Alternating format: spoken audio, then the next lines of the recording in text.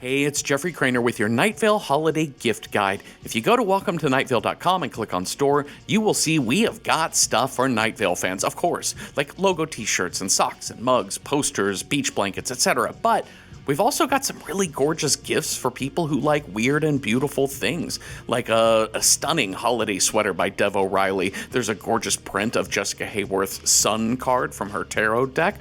We've got leggings, clever t-shirts, travel bags, votive candles, jigsaw puzzles, throw blankets, dog collars, flasks, and of course, shorts that say creepy on the butt.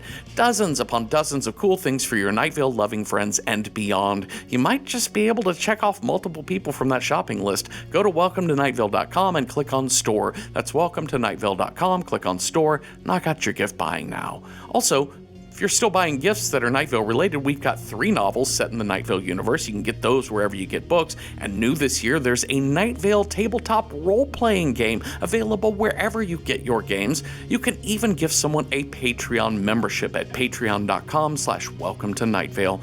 Finally, we've got one more run of live shows in America coming up in January. We'll be in Seattle, Portland, Eugene, Sacramento, San Francisco, LA, Tucson, Albuquerque, Boulder, and Aspen. That's with our brand new touring live show, Murder Night in Blood Forest. These are so much fun. Come check them out.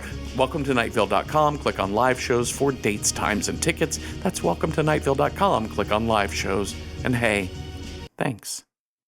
Don't upset the apple cart. The apple cart takes things personally and really holds a grudge. Welcome to Night Vale.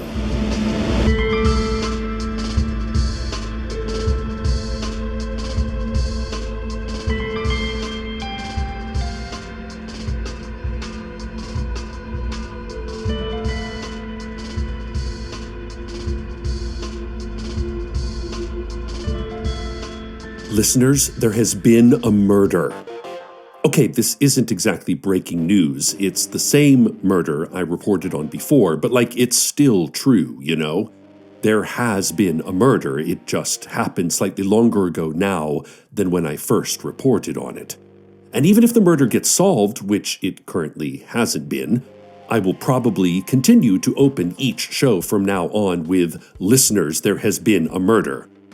Because it will always be true, and it's a great hook.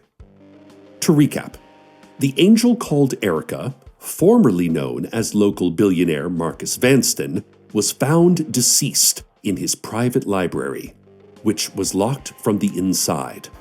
The body was surrounded by the following objects: a dead venomous snake, a ceremonial dagger from an archaeological site in Lufnarp, a length of rope tied into a knot known as the Devil's Handshake, and a book of dirty limericks with every 4th word circled and the handwritten note, "It is finished," on the last page.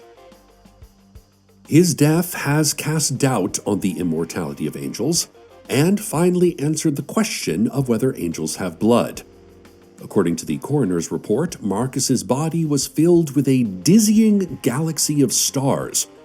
But I forgot to mention there was blood in there as well. Quite a bit of blood. Way more blood than a typical human body would have. Also, 6 spleens and no other organs. Of course, it's reductive to sum up a man's life by his body parts. He also had lots and lots of money, which is what truly defined him as a person. Angel. Whatever. But the real story here is that former Night Vale Mayor Dana Cardinal, who has been largely absent from public life since stepping down from office, has decided to lead a private investigation into the Vanston murder. Dana was my intern at the radio station for several months back when she was in college. She used to edit our community calendars, print our traffic reports, and make coffee. In other words, she's a highly trained researcher, and I feel a certain responsibility as her former mentor to help her achieve her goals, which is exactly what I'm going to do on today's show. And just like when she was an intern, I am taking it upon myself to inundate her with advice, despite her not asking for my help. But first, the headlines. The Pinkberry is temporarily closed due to its metamorphosis into a black hole. Franchise owner Mari Campagno would like to assure the yogurt-loving public that the issue is being resolved, She is collecting bids from contractors right now and anticipates the store will be up and running again early next year. None of the neighboring businesses in the strip mall have been affected, aside from the occasional implosion of a Cisco delivery truck that pulls up too close to the curb. As the Pinkberry is located in the Science District, many laboratory researchers are flocking to the site daily to throw objects into the black hole and giggle and high-five each other when said objects disappear forever. In other disappearance news, town founder and ravenous entity Tabitha Littlefield has been on a real tear lately, devouring 8 citizens last week alone. We unfortunately don't have time to name them all here, since the obituary section has been getting kinda out of hand lately, but if you haven't heard from a friend or family member or neighbor lately, that's probably what happened to them. Now back to the Vanston murder investigation. Much like Dana, I don't have any formal detective training, other than being a hard-hitting investigative journalist. So I asked my scientist husband, Carlos, what he would do. And even though he was totally preoccupied with his experiments at the Pinkberry, he thoughtfully mumbled on his way out the door that I should try Googling it. Listeners, my husband is a brilliant man. I took his advice and immediately discovered a WikiHow article called How to Solve a Murder, with pictures. It's crazy there's so many unsolved murders out there when this simple step-by-step illustrated guide is so readily available. Anyway, I hope you're listening, Dana, because I am now going to read this helpful how-to over the air, and all you have to do is follow along, complete each step, and soon we'll have this murder and whatever centuries-old secret it may be covering up totally solved. Let's get to work. Have you ever been confronted with a murdered corpse and found yourself wondering things like, why did this happen? And who did it? Solving a murder is hard work, but if you apply good reasoning skills and are willing to let yourself succumb to a spiraling obsession that takes you to the brink of madness and erodes your personal well-being and relationships, you'll be well on your way to becoming an amateur homicide investigator. Step 1. Ask questions. When investigating a murder, no detail is too small and no question is irrelevant. For example, on what day of the week did the murder occur? Let's say it was Wednesday. Wednesday was named for the Norse god Odin, Woden's Day. In some folkloric accounts, Odin is killed by a wolf monster. Ask yourself, could this person have been killed by a wolf monster? If you live in Vermilion Falls, that is often the solution. In some accounts, Odin required human sacrifices. Could this person have been a human sacrifice? Also, keep your ears open. What species of birds are chirping in the vicinity? Listen closely for the squawk of a parrot, who may have inadvertently witnessed the crime and can mimic the incident back to you verbatim. What was the last song the deceased listened to on Spotify? Was it What a Feeling by Irene Cara from the Flashdance soundtrack? Or Freak on a Leash by Korn? Did you know that every murder in the last 40 years has occurred while one of these two songs is playing? Not necessarily playing at the murder, but just playing somewhere in the world at that exact moment. Use your eyes as well. Is there anyone hiding out near the dead body who might be the murderer? Are they grinning in an unsettling way and reaching for something in their pocket as they advance slowly toward you? Write it all down. At this point, you are objectively collecting data, and no single piece of information is more important than any other. Avoid jumping to conclusions just yet. And then there's an illustration of a pencil writing squiggly lines in a composition book that's labeled My First Murder Investigation. In the background, there's a shadowy figure holding a scythe. I'm not sure if the figure is the literal murderer or a metaphoric depiction of death, but I guess that's the point, right? Take in the data and don't make assumptions. Wow, I'm learning a lot already. I don't know if Dana has a notebook like this to take notes in, specifically the kind with the black and white marbled cover and tearaway sheets, so we'll give her time to go pick one up before we continue with our how-to. One thing I've learned, mainly through watching my son Esteban's journey with his witchcraft hobby, is that it's important to follow instructions to the letter. One little improvisation can create a very active black hole where the pinkberry was. While we wait for Dana to go buy a composition book, let's take a side trip on our educational journey to the Children's Fun Fact Science Corner. Kangaroos cannot walk backwards. They also can't look backwards, physically or inwardly, and have no memories. Because of this, time works differently for them. They are creatures of pure momentum. They only move forwards, think only forwards. They do not self-reflect. They are free from trauma or regret. These qualities prepare them to be incredibly successful in business. They're naturally good gamblers as well.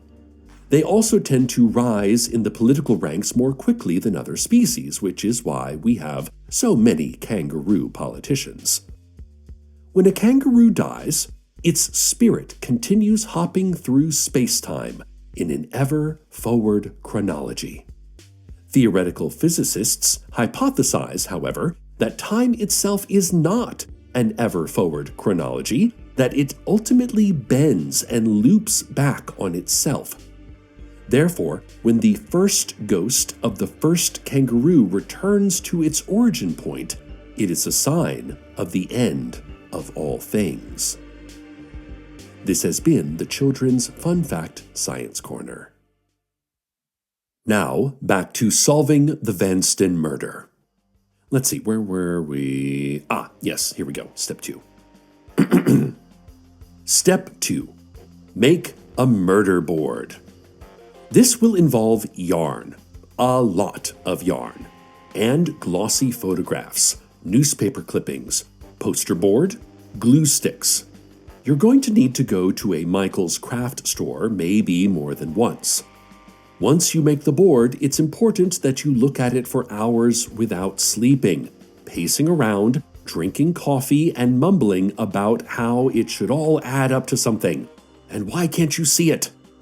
However much yarn you think you need for this, you will need more. Step 3. Accusations.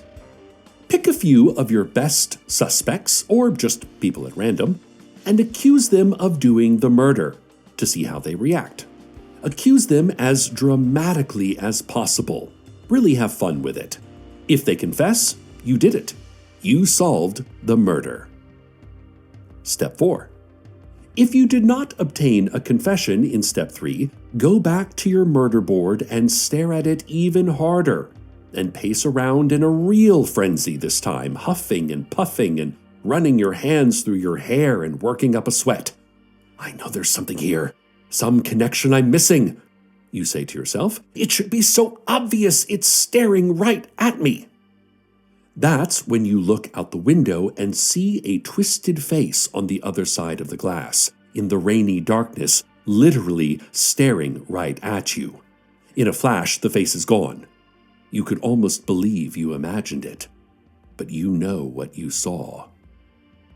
Step 5. You rush outside, but of course, no one is there.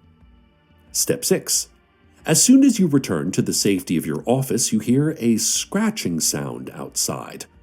A note is shoved under the door. I know who you are, the note says in a bold, childish scrawl, but you don't know who I am. The message is punctuated with a smiley face.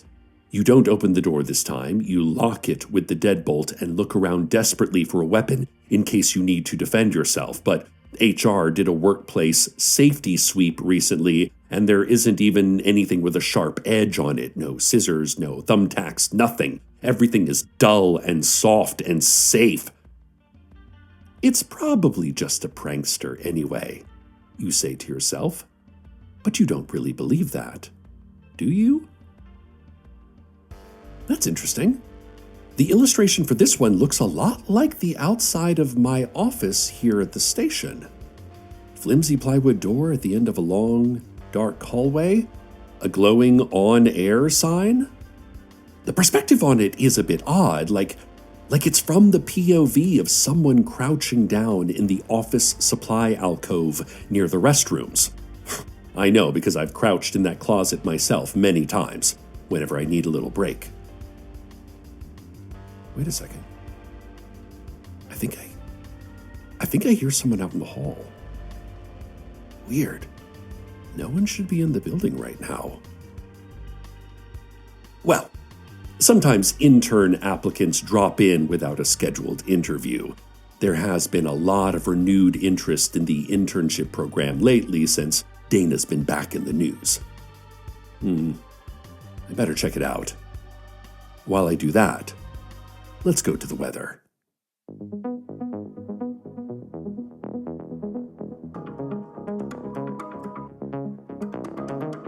Cheap gas, broadband, wheatgrass, news cleanse, OnlyFans. Bourgeoisie is bourgeois do. That's bourgeois me and bourgeois you. That technocrat has a funny salute.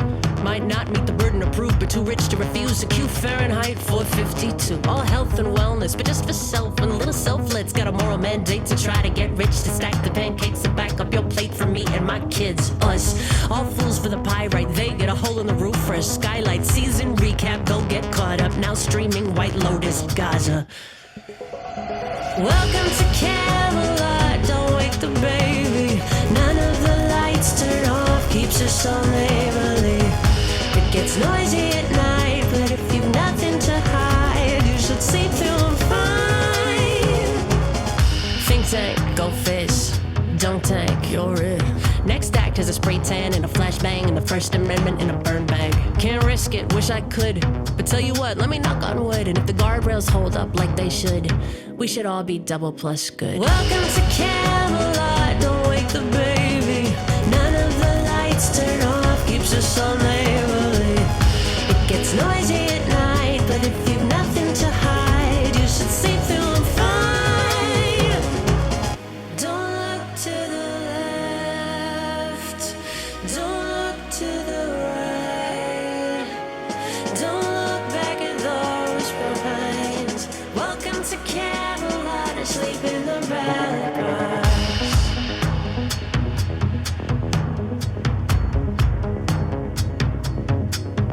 Make a plaster cast of my conscience, just for posterity. All the coins in my pockets banging, telltale tambourine. Creature comforts, who amongst us wouldn't want what the rich man does? But that's the thing about the lap of luxury. The lap of luxury can't stand up. Welcome to Camelot.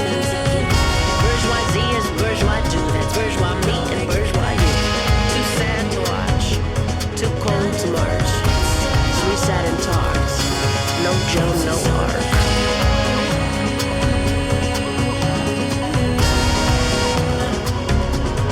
Keeps us on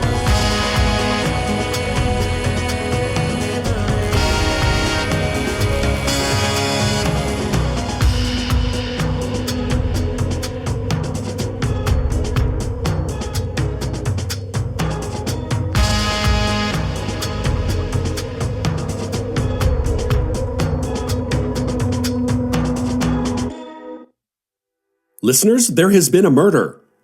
Like, for real. Another one. I don't recognize the person, but I can tell from the blood-stained application clutched in their hand that they were, in fact, an internship candidate. I'm no expert, but this murder doesn't seem as premeditated or detailed as the Vanston murder. I don't see any daggers or snakes, but there is a book of dirty limericks. This time with every third word circled, and the handwritten note, "It has begun," on the last page. And Someone has tied a spare XLR cable from the supply closet into another complicated knot. I mean, I'm no expert, but it looks like like maybe a shoelace knot. What's that called? It's a bow, yes. Now, of course, we can't be sure if this is the same killer or some cheap copycat. And we don't know if this unfortunate pre-intern was the intended target or just happened to be in the wrong place at the wrong time. Step 1 said, avoid jumping to conclusions just yet. Okay, let's look at the evidence and see what we can learn. I've picked up the Dirty Limerick book, so let's start there. Here's the first poem, circled words only. Was from and said with and let's every Oh, wow. That was a lot filthier than I expected. I apologize, listeners, for reading that on the air. I'm sure I'll be hearing from the FCC tomorrow. Not sure about the significance of these words yet, but step 1 is just to objectively collect data, right? What was step 2? Listen for parrots? Dana, are you out there? Did you buy your composition notebook yet? I'm a little bit over my head right now. I should probably get the sheriff's secret police over here too, and someone who can identify this body. I should also put this limerick book back where I found it. I think it was over here in the blood pool. Or was it by the victim's outstretched hand? Either way, to the friends and family of whoever this is, I want to extend my sincere condolences. I'm sure your loved one would have made a great intern. I guess I should just go out and read the name off the resume, but I think I better wait for the professionals to handle this one. I'm not actually sure amateur detectiving is something I want to get involved with at this moment. I've been really busy lately with work and family stuff, and the whole homicide investigation thing seems pretty time-consuming, but if anyone wants to come over and take a look at this body, please, feel free to come on over. I'll be here, locked in my booth, until sunup. Of course, I guess that's no guarantee of safety, is it? Marcus Vanston was locked in his library when they found him. Oh, wait. I never finished the WikiHow article. Okay, maybe this will give us some insight about what to do now. Let me skip to the last step. Okay, here it is. Step 12. Solve the murder. Huh. It's just a bunch of lines and loops that seem to be growing, converging in a frantic scribble all over the webpage, obliterating everything that was once here. I can't see the other steps at all anymore. Just a dense tangle of letters and images layered on top of each other. I can almost make out the letter R, and a giant eyeball. I think a freaky insect of some kind, maybe. I can't be sure. Underneath the scribbling, I can see the website source code bleeding through like the aluminum powder behind the screen of an Etch-a-Sketch. Beyond the code, a dizzying galaxy of stars. Beyond the stars, a black hole. No. A portal.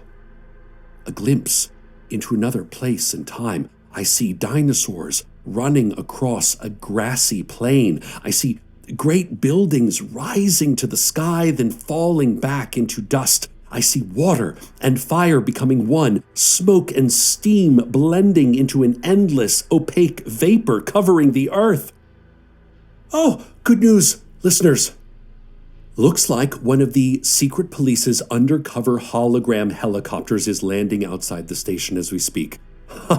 Oh, I mean, it's impossible to see it, of course, since it blends in flawlessly with the evening sky and the pavement stripes and even my Cecil only parking sign, but the ultra-loud sound of the chopping rotor blades is a dead giveaway. I better go out into the hallway and point at the body and scream, so they know where to look. Anyway, I really hope we get to the bottom of this alarming situation soon. And I hope that how-to guide was helpful to you, Dana, and any other amateur sleuths out there. Together, I'm confident we can once again make Night Vale a safe place to live. Aside from the countless other things that can cause bizarre and sudden deaths here on a daily basis.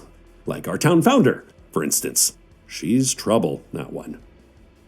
Stay tuned for a seemingly inconsequential event that will have drastic, irreversible effect on the rest of your life. Good night, Night Vale. Good night. Oh my God, it's a body! A body from a murder! It's right here! Ah!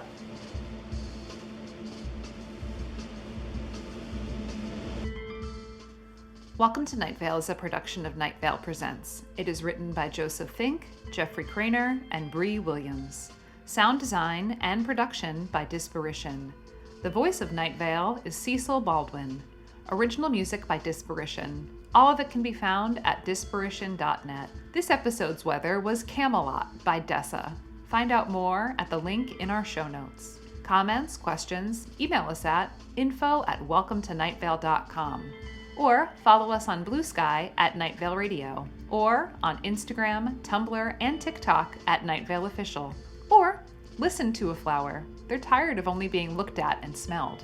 But mainly, check out welcometonightvale.com, where we have a twice-monthly mailing list that is the best way to keep up to date directly from us to you.